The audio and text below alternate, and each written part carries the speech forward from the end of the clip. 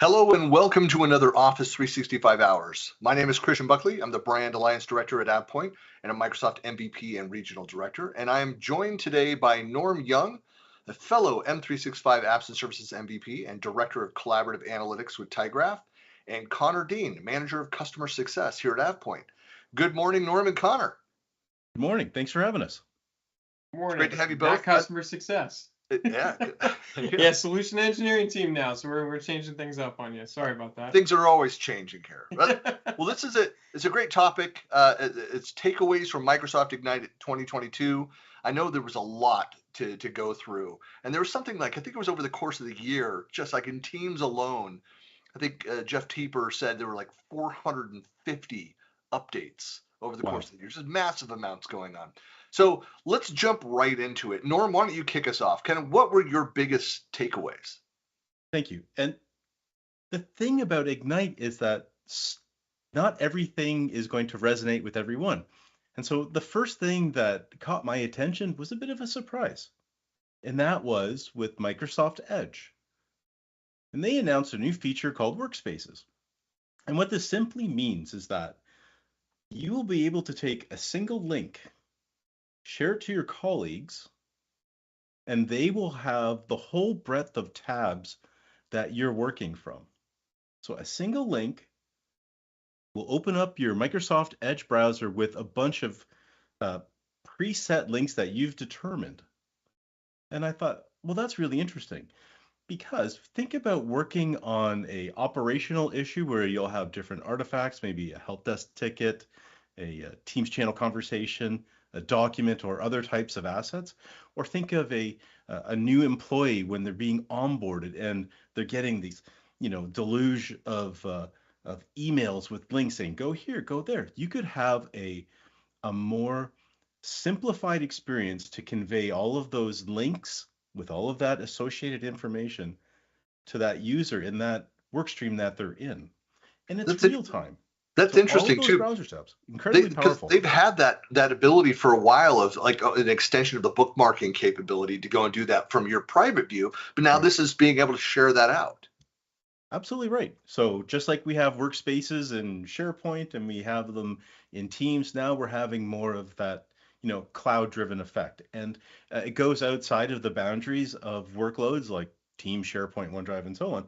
And it can be that whole breadth of the real world where we tend to work in. So I was pretty excited to see this coming out at Ignite, and I'm looking forward to using it in my own work tenant. So when I'm working with colleagues about the things that I'm currently focused on, it'll be a nice, easier way to get everyone on the same page. That's very cool. Conor, what kind of was top of mind? What jumped out at you?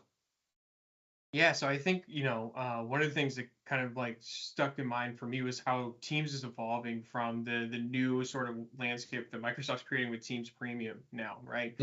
This seemed like there were some larger use cases they were hearing from customers, and now they're addressing and saying, look, not only are we going to talk about some of those nice white label things like branding, or how we're going to do like meeting templates or meeting guides that they were talking about, where I can set up and say, hey, these are going to be recorded for these users, or how they're even kind of offering some additional features for virtual appointments. But one of the bigger pieces for Teams Premium I thought was interesting was some of the intelligent recap pieces, right? Where we're taking some of the action items based on what kind of context is said throughout the call, right? And I'm thinking about that in my own work stream as we're meeting with, prospective clients and partners and other members, where it's really nice to make sure that, I'm not living in a couple different places trying to get that information. What was that action?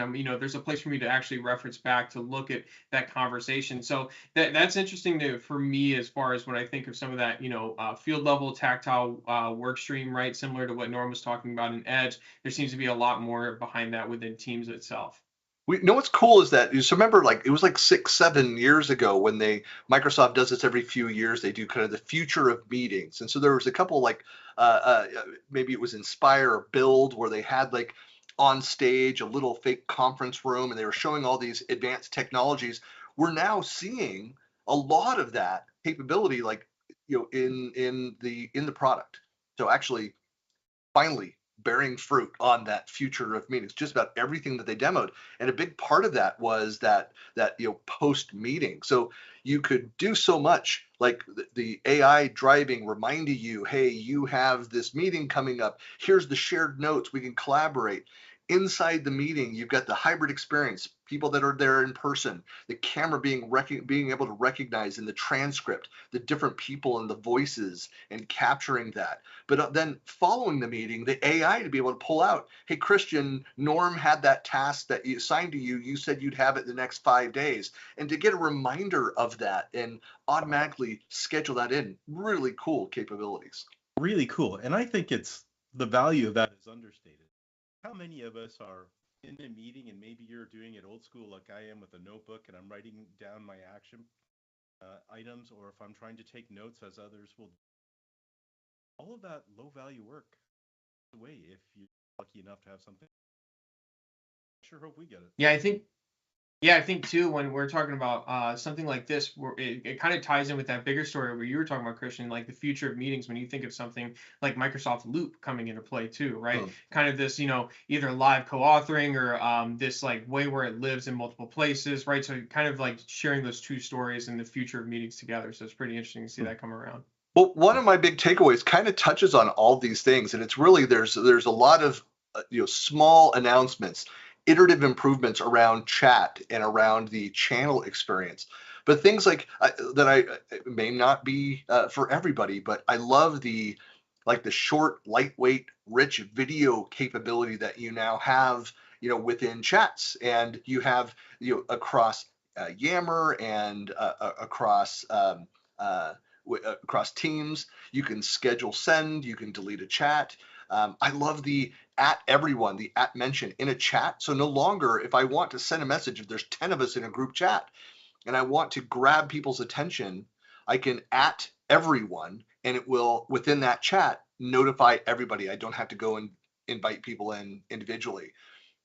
But you have a lot of these AI-driven capabilities just making chat easier, more intelligent, and more collaborative. So I'm excited by a lot of that. Norm, anything else that jumped out at you? Oh, for sure. And moving out of the Teams reference, from a Power Platform perspective, the Power Automate team released something new, and it's called Expressions by Example. And Power Automate, for the most part, is a workflow engine where you're dragging and dropping and configuring actions, triggers, and so on to do the work for you. It's a very powerful tool, but there's been a barrier, and that's writing the expression code. And some of it would have been like, data filter queries just to make sure you can get the data back that you're looking for. But one of the things that's been so tricky is how you do data manipulations. Like take a long, complex string that has business logic built into the value of that string and parse it out to extract those different values to use them downstream inside of your workflow. So what they've got now with this expressions by example is that you will put in an example value. Think of a complex string with a date, a business unit, a department, all of these different things that you could add as like a single string metadata. And then tell the action inside of Power Automate how you want it to look, whether it's parsed out or it's rearranged or whatever you want. And you click a button and it uses artificial intelligence to figure out what the right expression can be. Could be something very elegant, like a single line of code. It could be like 6-8 lines of code. And it just works. And half of these things, like I spend a lot of time in Power Automate. I could not write any of these expressions to save my life. So thinking how they're able to use that artificial intelligence to unwind that complexity of the data and put it into very useful, simple to use information downstream in my workflow, it's amazing. And when I think of how it works, like it's mind-boggling. It really reminds me of like some of the natural language utility like in Excel. So people that get stuck in building building formulas and the ability to go and use natural language. You can even use spoken word and audio, pull that in and interpret that. Is this what you meant, kind of things. But to get more and more of that from the AI itself, a little bit of input, hey, I think I know is this what you're trying to do? Is here's what the output, this is what you're trying to achieve, and then go and automate that. That is just amazing. Amazing. Connor, what was next on your list? Yeah, I think, I'd be remiss to say we can go through a whole session without talking about Microsoft Syntax, right? Hmm. So we're kind of seeing the rebirth of Syntax here, but with a whole new landscape now in this new world of making sure that everything from content from Teams or site collections, everywhere else that we're having these content repositories go is managed. One of the interesting stats I saw was something around like 106 billion petabytes of data expected by 2025, right? So it's really interesting to see how a lot more conversation, as it was so not that long ago we were just talking about digital transformation, right? And now just as quickly we're having the conversation about data governance, right? Again, here in the Microsoft story. So we're seeing things like templates becoming available, Azure form recognition based on what sort of content we're seeing there, some taxonomy definitions built in. But some of the cool pieces are things like content rules, and they started to explain how some of these pieces would come in, saying, hey, if we're seeing a statement of work that's been finalized, right, this is the document library you can start moving to. So some of those pieces that we used to have to kind of step out to things like Power Platform or custom script outside of are now being entered into the native stack with something like Syntax included. Some other things that I think are really big about Syntax is it wasn't just about some of the here and now more tactical solutions they were bringing to managing your content, but some of the roadmap they have with things like archiving to tiered storage, right? Data protection. So it's a really interesting roadmap that we got to have some visibility to at Ignite. It'll be really fun to see how that evolves over the coming releases, both this year and next for Microsoft. It should also throw out there the fact that AvePoint is one of the launch partners of Microsoft Syntax. And one other thing I did, this is, somebody pointed this out too. If you have one of the SharePoint Syntax T-shirt or sweatshirt or the socks, just remember they'll be going for a lot now. They're classic syntax. Now it's Microsoft right. Syntax, not SharePoint Syntax. So those classic syntax items will start going for big dollars on eBay. So. Very funny. One of the things that I found very interesting about the Syntax announcements, and refreshing, I should say, is that, through the pandemic, a lot of what was being talked about were the platforms, how you get in, how you get adopted, how, like, you can just get up and running. This is more on back to the content, back to the knowledge management, the reason why these platforms really exist. So now you're online. Now you're maturing your use of the content.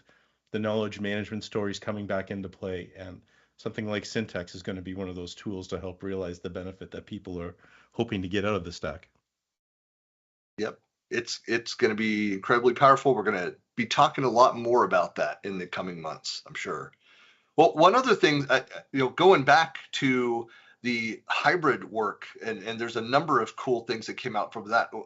Something that is the new app, the Microsoft Places, and I thought this was a great recognition of when you think about the employee experience, and we think about hybrid work and kind of what we've learned through the pandemic, is starting to recognize, hey, I'm going to be attending that meeting, but I'm not going to be in the office. I'm going to be somewhere else. Or if you're trying to schedule time with me and I'm in a physical location and I need to be there in person, that the system understands that and builds time of my availability for you to pull me in.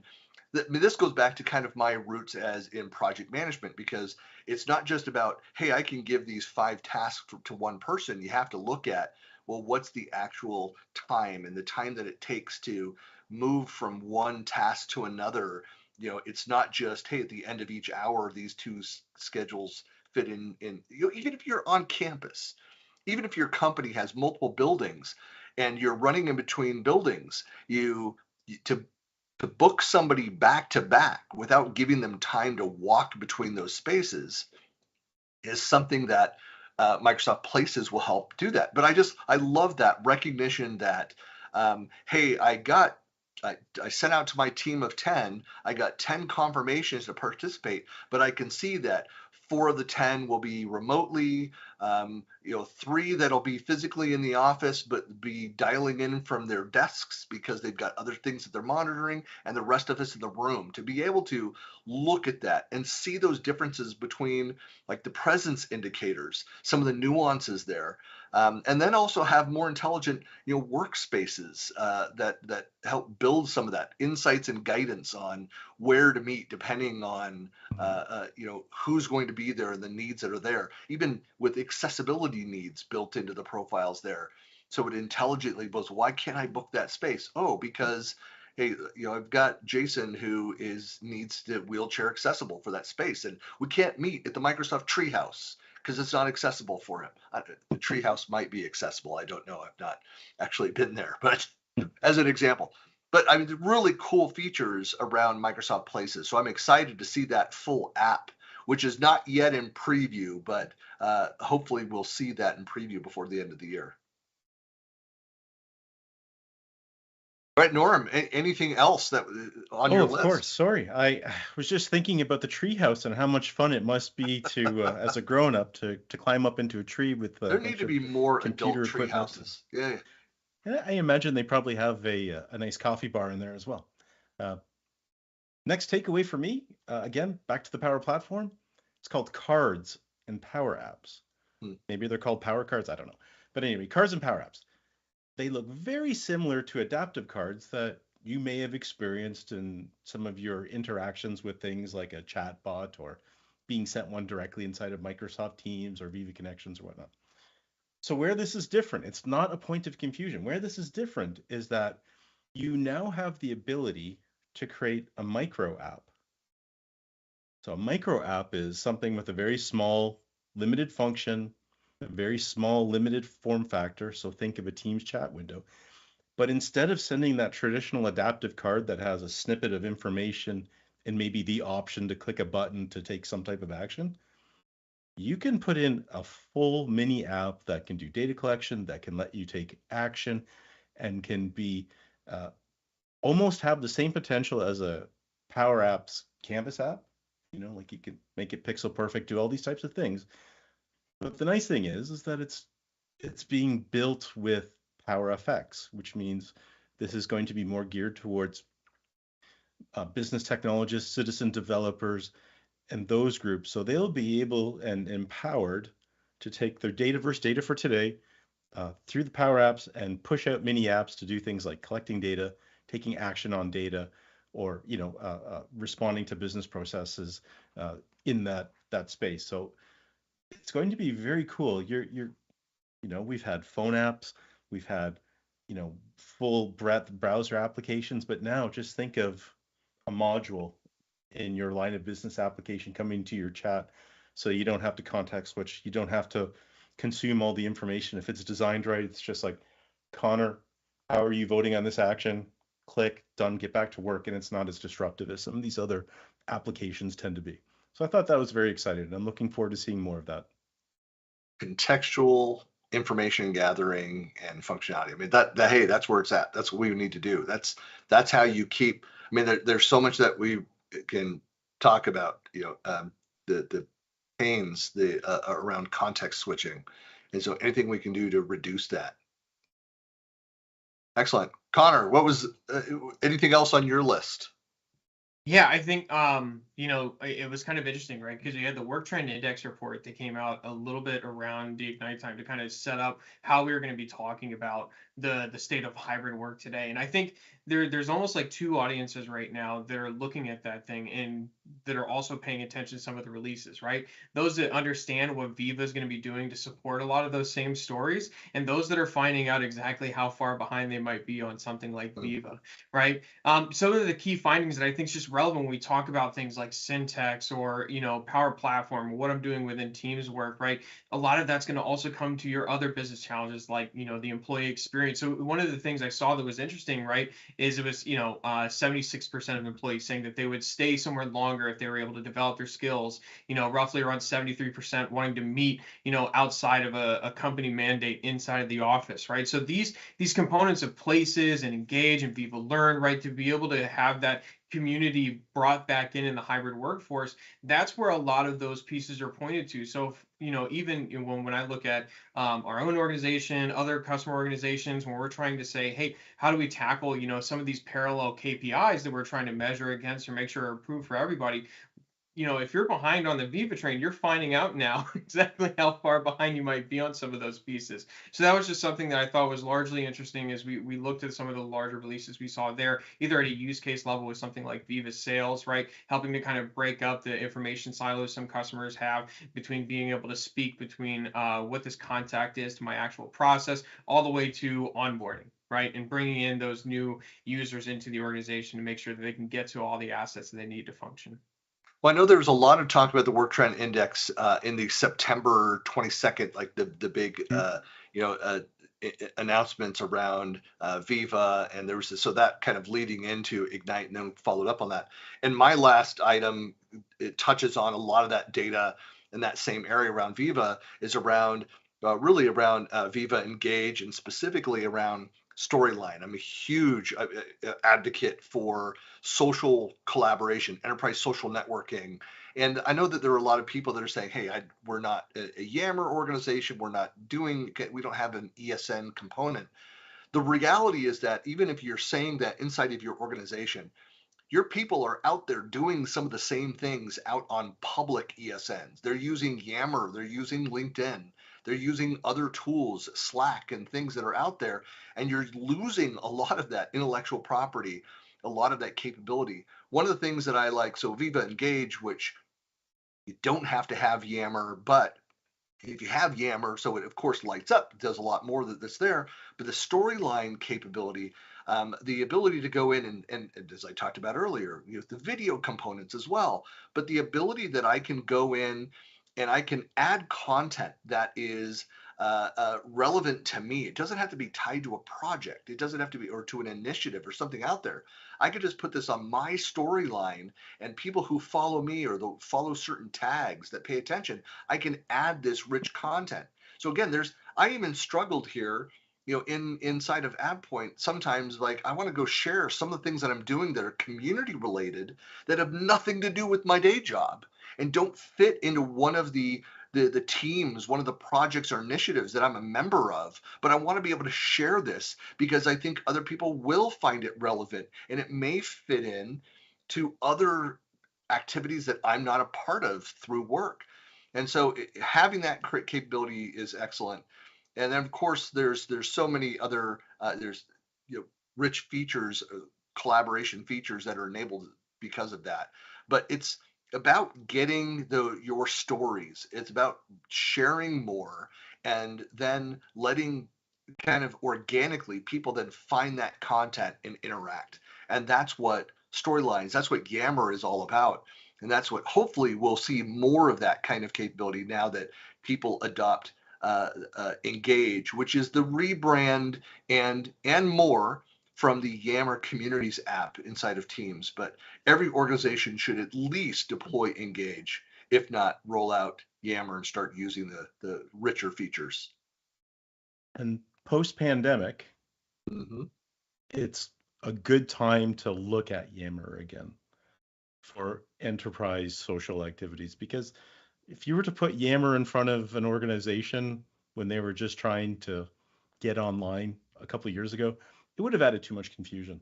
There's some feature overlap and some people didn't understand how to position it, but it is about community within an organization, and it's about people and connecting with people. And that's where it's a little different. And a lot of the updates that we've talked about today are very people-centric. Yeah. Well, I know that the whole which tool when discussion that's out there, and not every organization is built the same way, that collaborates the same way. And so you don't need to go turn on everything, but there are many organizations. Ours is a great example where we have a formal intranet. We then are a huge Teams organization, and we use extensively Yammer. So all three coincide, and there's deep integrations across those. And sometimes you're like, well, where do I put it? And so you put it in one place and may kind of course correct, or somebody may guide you over to the other. But the point is to get your information out there, to be sharing, and you provide an organized way. Say, hey, here's the way that we do it. If it's tied to a specific project or initiative that's inside of teams, that's where that belongs. If it's something that goes out to broadly to the organization where you're asking for feedback and you don't know, it's out in Yammer. It's more of a conversation. And when in either case, when you've institutionalized that information, it's become processed, it's locked down, then that long term that goes over, the structure goes into our intranet, which is built on SharePoint. So it makes sense. We've established policies and procedures for kind of the norms of using each of the different tools, and you've got to find your own path. But that's why we get so much use out of them, and it's something that does evolve and change over time. Indeed. Well, I know that's a lot we covered in the 30 minutes. Norm, Connor, really appreciate you taking the time to share some of your takeaways from Ignite. And I know we'll see you in some future episodes coming up soon here of Office Hours. And for folks that are watching, if you have not already done so, please subscribe. We don't spam you. It just gives you the notifications for the shows, which are on the first and third Wednesday of every month, always at 11 a.m. Eastern. And thanks for watching. Thanks, everybody.